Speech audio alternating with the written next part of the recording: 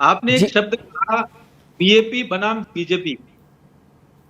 मुझे लगता है बीएपी तो कहीं सीन में नहीं है। बीजेपी पूरे देश भर में और राजस्थान में यशस्वी प्रधानमंत्री जी और यशस्वी मुख्यमंत्री जी के नेतृत्व में विकास का काम कर रही है बहुत तेजी से।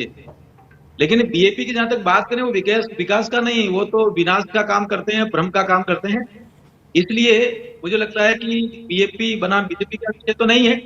लेकिन यहाँ जो बीएपी है, जिस प्रकार से वो एक राजनीतिक दल बीटीपी को तोड़कर पैदा हुई, करप्शन के आधार पर पैदा हुई और कदाचार मिसकंडक्ट के बेस पर पैदा हुई और अपने खुद के निजी हितों को लेकर, राजनीतिक षड्यंत्र को लेकर आगे बढ़ी। तो मुझे लगता है यही विषय इस प्रसंग में जिसमें आपने पूछा है, वो चरितार्थ हो रहा है, दिख रहा है और वही जनता के सामने आया है। इस प्रकरण में जितना मीडिया के माध्यम से और पुलिस के सूत्रों के माध्यम से और विभिन्न प्रकार के जो इंटरव्यूज हुए उनके माध्यम से जो तथ्य सामने आए हैं, वो विशुद्ध रूप से एक विधायक जो जनता के काम के लिए, जनता के विकास के लिए, नीति बनाने के लिए चुना गया, और वो विधायक विधानसभा के पटल पर, जो कि एक प्रिविलेज है, विशेषाधिकार है कि एक विधायक के रूप में वो प्रश्न पूछेगा और जनता के हित के लिए पूछेगा।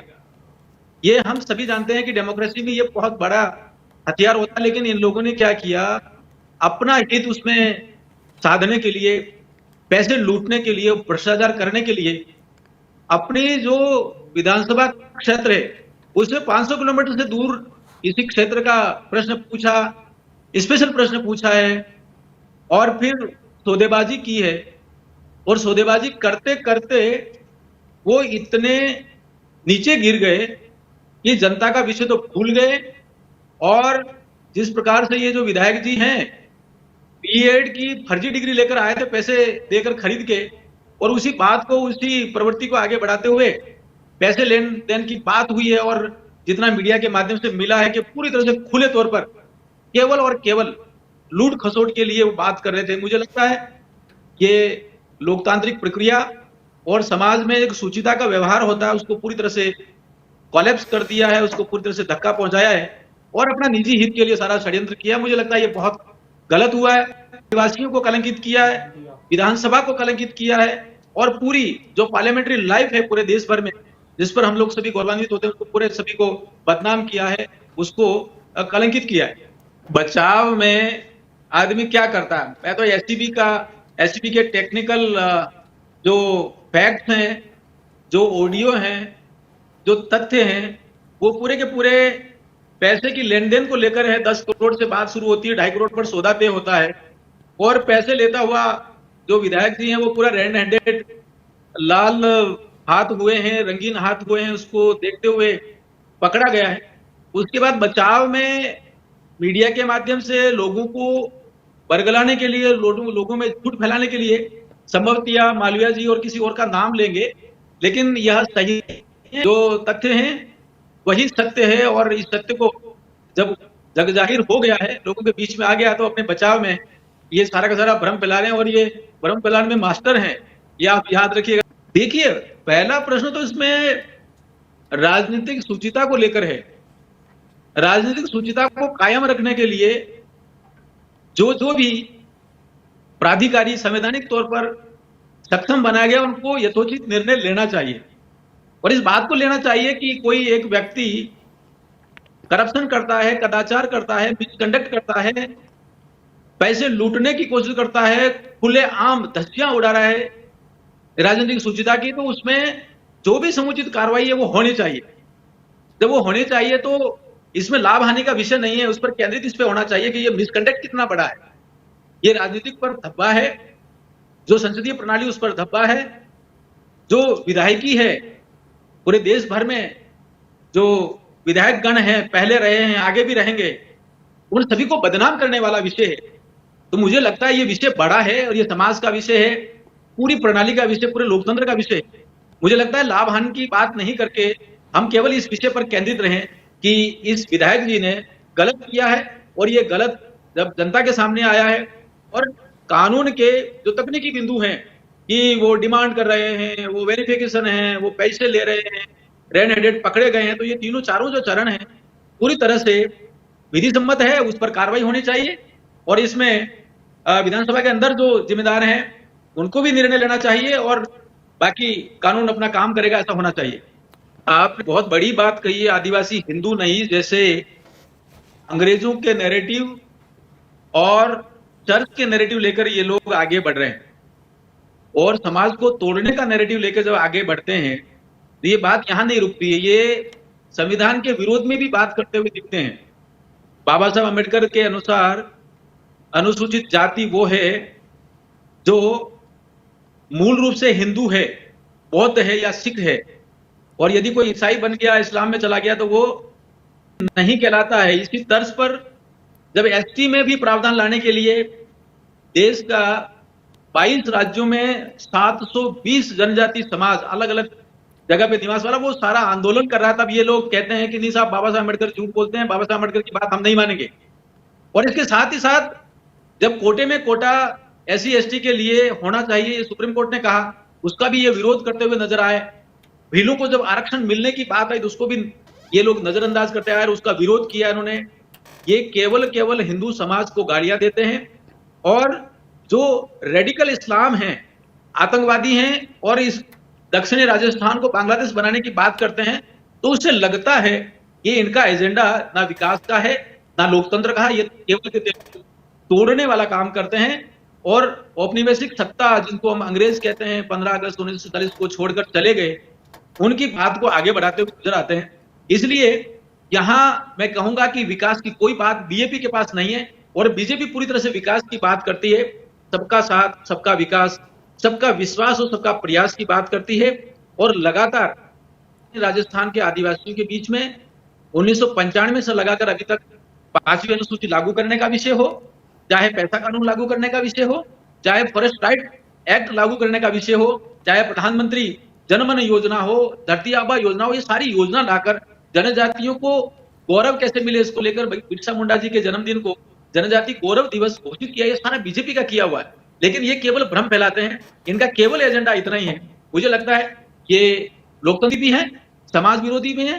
आप क्षेत्र में देखेंगे तो युवा विरोधी भी, ये लगता है युवाओं को स्कूल से निकालकर बाहर लाते हैं और उनको धरनेबाज बनाते हैं और उनको पत्थरबाज बनाने की इन्होंने कोशिश की है।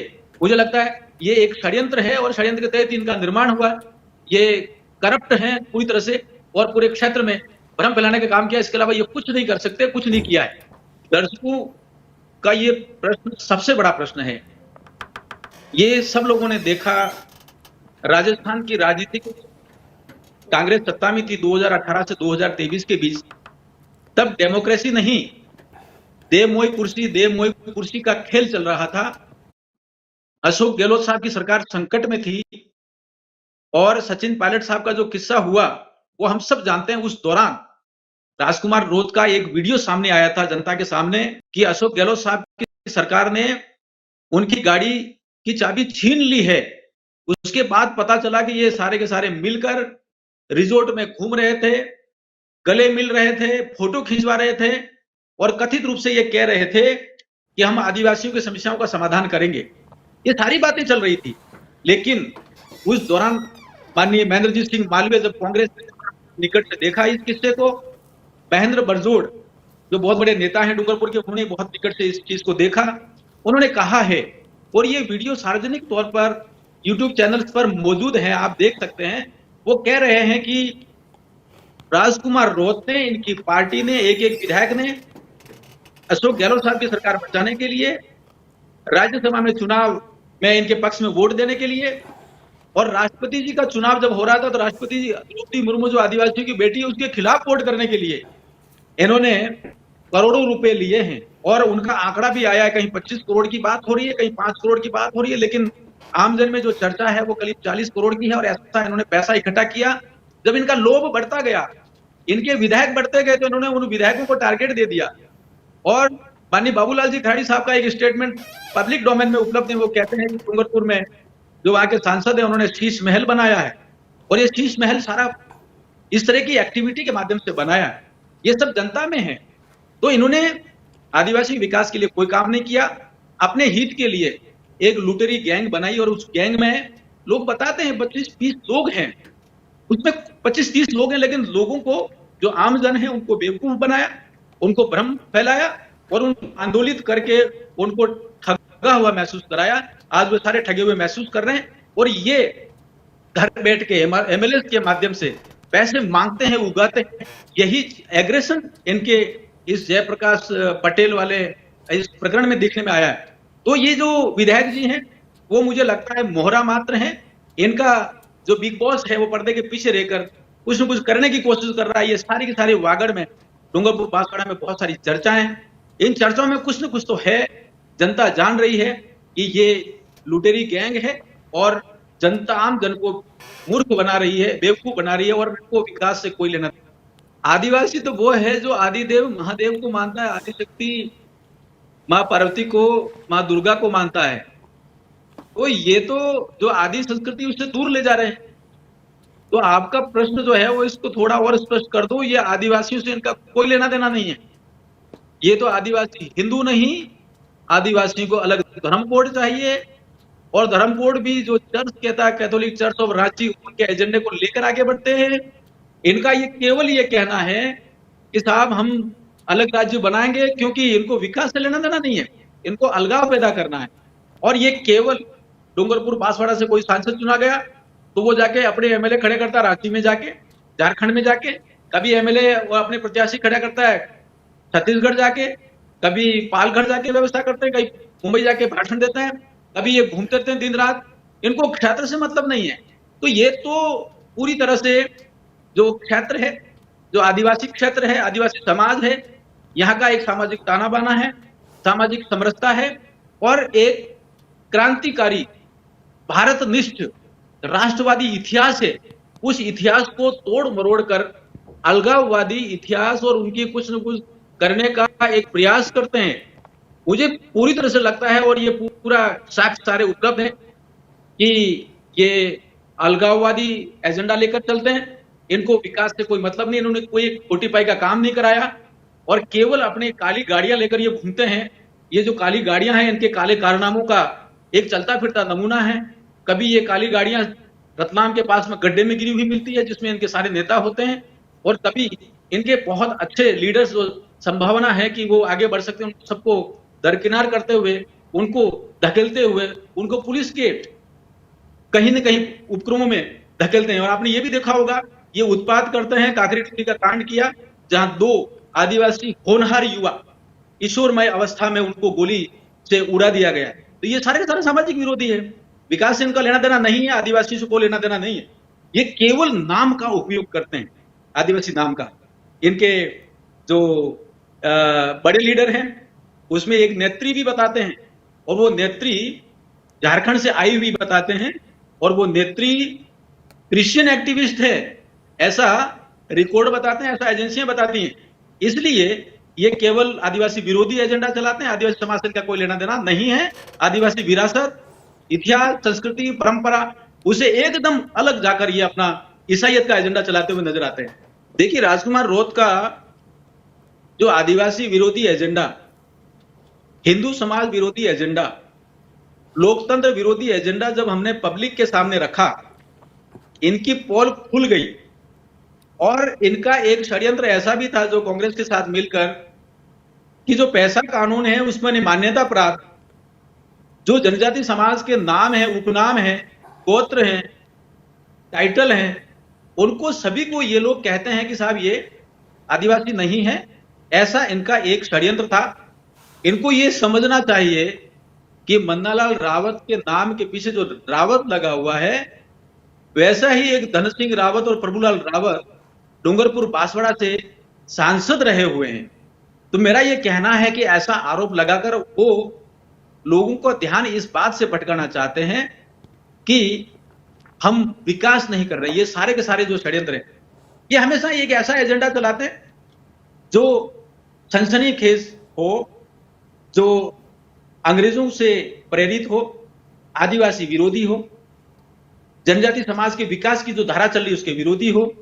ऐसा एक एजेंडा चलाते हैं। उस एजेंडे को जब हमने बेनकाब किया है, हमने इनके 84 विधानसभा क्षेत्र में जाकर इनके जो 70,000 के करीब इनका एमएलए का जीतने का मार्जिन था, उसको घटाकर जब 23,000 कर दिया और ये हारते हुए नजर आया, तो इन्होंने षड्यंत्र के पूर्वक बहुत सारी बातें कही। उनमें से बन्नालाल रावत को भी व्यक्तिगत तौर पर टारगेट किया है। लेकिन जनता जानती है कि ये भ्रम फैलाने वाले लोग हैं, ये अल्पकालिक, ये बुलबुले की तरह हैं, ये कदाचार से भरे पड़े हैं, मिसकंडक्ट से भरे पड़े हैं, ये लोकतंत्र विरोधी हैं, ये लुटेरी गैंग है। माननीय विधायक जी केस एंटी करप्शन ब्यूरो उठा के ले गई।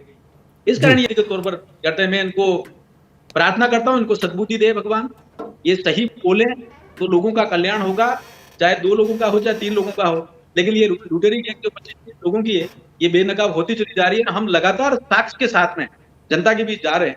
मुझे लगता है इतना पर्याप्त है। देखिए, समाज जागरूक है, समाज को पता लग गया है कि हाँ, ये समाज विरोधी है, ये लोकतंत्र विरोधी है, ये विकास विरोधी है, ये युवा विरोधी हैं, ये महिला विरोधी हैं। कभी ये मंगलसूत्र हटाने की बात करते हैं, कभी बिंदिया जो लगाते हैं उसको हटाने की बात करते हैं, मांग भरती है जो बहनें, उनके विरोध में बात करते हैं। समाज धीरे धीरे इनका जो षड्यंत्र था, इनका जो एजेंडा था, वो सबके सामने आ गया है, पता लग गया है कि ये कौन लोग हैं। मुझे लगता है समाज जब जागरूक हो गया, और राजनीतिक क्षेत्र में क्योंकि हम काम करते हैं, तो हम लोग बहुत बारीकी से इनको ये भी देखते हैं कि ये विकास की बात करते हैं या कुछ अलग करते हैं। तो अभी तक इनका विकास का एक भी सूत्र हाथ नहीं लगा है, ये केवल भ्रम फैलाने की बात करते हैं। इनका एजेंडा पूरी तरह से विचार विहीन है, पूरा इनका एजेंडा आयातित है। इनका एजेंडा वही है जो अंग्रेज डिवाइड एंड रूल चलाते थे। इनका एजेंडा वही है जो church, Catholic church of Ranchi फैलाना चाहता है, और ये उन्हीं लोगों के साथ मिलकर काम करते हैं जो उत्पात पैदा करते हैं, अलगाव पैदा करते हैं और क्षेत्र में कानून व्यवस्था को भंग करने की कोशिश करते हैं। ऐसा काकरी डुंगरी में भी देखा गया है। मुझे लगता है एफआईआर में जिन जिन के भी नाम है, वे सारे जब समाज के सामने आएंगे तो समाज खुद ही इनको एक कोने में धकेल देगा, और ये अपने आप को ऐसा करने की कोशिश करेगा, हम लोग जीते हुए हैं, हम लोग बड़े लोग हैं। मुझे लगता है समाज ठगा हुआ महसूस कर रहा है और इनको खुद को जवाब दे रहेगा। अगले चुनाव में पूरी तरह से निपटते हुए नजर आ रहे हैं।